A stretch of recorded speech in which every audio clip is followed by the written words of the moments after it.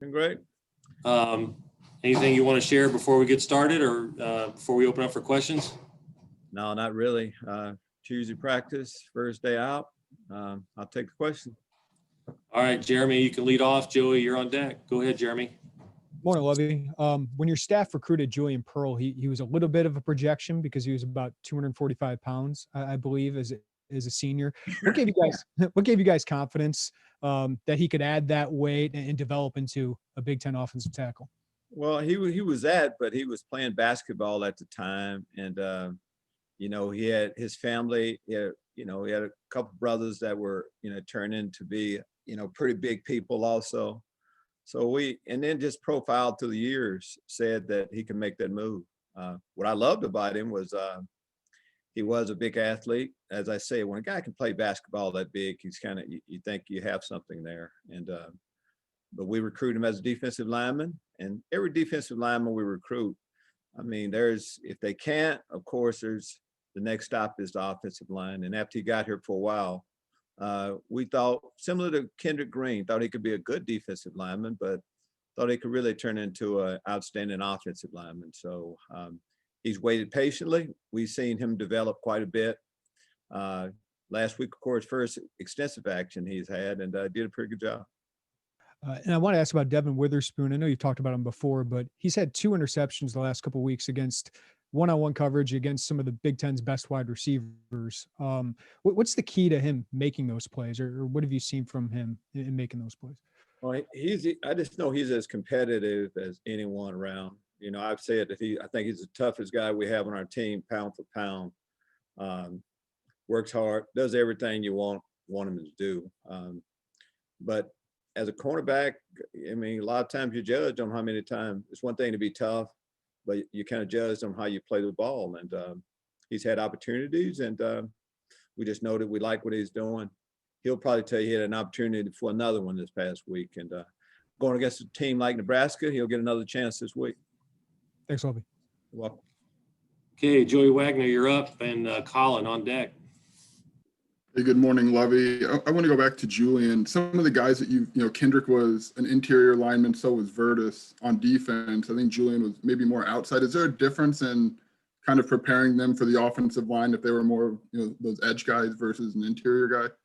No, I think as a general rule, if you're an interior defensive lineman, there's a good chance you may, end up, in one of the interior offensive line positions. But as much as anything, I mean, that profile, I think, works where a guy's just not quite what you're looking for.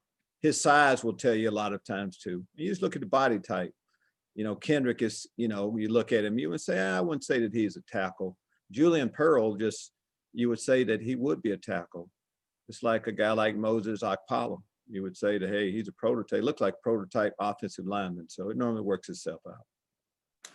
And then you guys are getting everybody back this week, but over the course of the last 3 weeks, did you learn anything about your players or your staff and, having a couple positives and some contact tracing and overcome that? Did you see anything that stood out? No, well, a lot of things that stood out, but nothing that really surprised me. I mean, it's always about the next guy up. Nobody wants to hear about the pain you're going through and the things that aren't right for you. It's just, you just keep moving along. And our guys stay disciplined throughout. And there's always opportunity, and that's what some of the players looked at it as an opportunity. Plus, we got a chance to see some players that we thought, could do some things for us, but it's always good to see them in actual game action. But at the same time, I'm glad that we have most of our guys back now. This is a team we wanted to play. These are the options that we wanted to have each week. Thank you, Lovie. Welcome. Okay, it's the News Gazette block. Colin, you're first. Bob, you're on deck. Thanks, Kent. Lovie, as far as the quarterback situation, Brandon and Isaiah, how have you seen the two of them kind of play off each other? I know there's been time where they're not physically together because of COVID stuff, but how have those two guys kind of worked together, played off each other to possibly make one another better moving forward? You talk about in these couple days right now, just all along. I mean, we have a lot of quarterbacks on scholarship here. They're in the quarterback room together. We don't have a bad guy that nobody wants to be friends with. So, I mean, it's a close-knit group. It was before COVID hit Brandon. It was before Isaiah got a chance to play this week, or Karan had to step up, or Matt was involved. Hadn't seen much change. So that's kind of how they've been all along. Thanks, Lovie. You're welcome. Okay, Bob, you're up. And Coach, Bob Rosenthal on deck.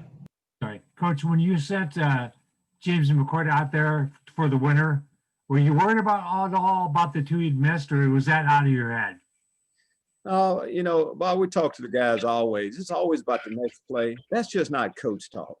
You can't live in the past. You really can't. James, we have history with James. He's a good kicker. Sometimes you miss a few. It was no more than that. And of course, the situation said it.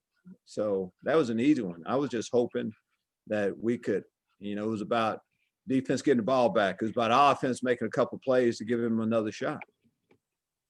You're coming up on your third road trip of the season. Are you going to make any changes based on what's happened in the first couple? Anything that you want to do different, or has everything gone well as far as you can tell? No, I think everything has gone well. About as good as it could be. It could have gone. You know, the Wisconsin game was a little different. First time out, didn't know if things would look differently or what. You know, at our destination. Second time around, we had a little bit idea of, you know, you go to a hotel, there's nobody in it pretty much except for us.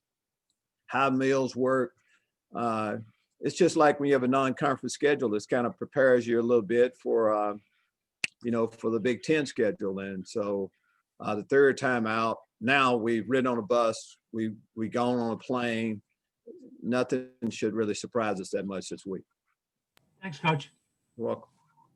Okay, Bob Rosenthal and anybody else line up. Go ahead, Bob. Yeah, Coach, you said yesterday that Tariq Barnes was going to be in the lineup regardless of injuries. What was it you saw from him? Was it some of the Wisconsin stuff, things you saw in practice? What led to that decision, and how did you think he played? It was all of the above. Just like fair, you know, we see the guys in a lot of times in a different role before they actually start playing. And you like the potential, but you need to see them in a game. When they get in a game, you want them to do well. Tariq went through all of the proper protocol, got in a game, did well. And when you're not playing your best, you look for other options, different combinations. So it was easy to go that way. And I thought he played good for his first time out. And was part of that what led to Delano Ware going safety? Was it, you know, that the same shift of, hey, we need to try some different things? When you're not playing as well as we think we should, you look for different combinations, different options. And we have guys with position flexibility, which allows us to do some of those things. Yes. Good, thanks. You're welcome. Okay, Colin, go ahead. Yeah, one more for you, Lovie. You talked a little bit about Tolson yesterday, just about the fact that he didn't really get all that many reps because he was kind of a late addition to the starting lineup. Now that he's going to get, I would assume he would get some more reps this week. What are you hoping to see from him, and how much more do you think he could even impact what the defense does? I think whenever you get, I think practice reps count and they matter. And I think they lead to better play. That's been my history in sports for over 40 years. So we're hoping that I know he's getting more reps this week, and he's a good practice player. So we're expecting better play like we are from all our guys that practice this week. Thanks, Lovie. You're welcome. Okay, since that is all that's lined up, Coach, we appreciate your time today. Thank you. Thank you.